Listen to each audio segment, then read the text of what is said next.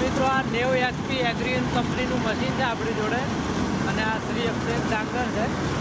અત્યારે zero cutting, zero મતલબ 4 આંગળના soya મૂકીને 4 આંગળ ઊંચું કટિંગ કરે છે.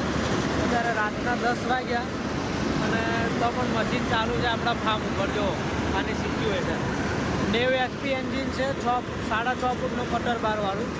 120 HP વાળા એન્જિન તો ચાલે જ છે 12-1 વાગ્યા સુધી, પણ આ 90 HPનું એન્જિન છે અને 6.5 ફૂટનું કટર બાર, તો પણ એકદમ મસ્ત મશીન ચાલે છે. જો 4 આંગળના સોયા મૂકીને મશીન ચાલે છે, સારું ચાલે છે એકદમ. બિલકુલ ઝીરો કટિંગ તો આપણે કરવાનું પણ નથી, પણ 4 આંગળના સોયા મૂકીને આપણે જે કટિંગ કરીએ છીએ રેગ્યુલર, એ ટાઈપનું મશીન કટિંગ કરે છે. જો અત્યારે રાતના 10 વાગ્યા છે અને મશીન આપણું ચાલુ છે, કારણ કે 1 વીઘા જેવું બાકી રહી ગયું છે.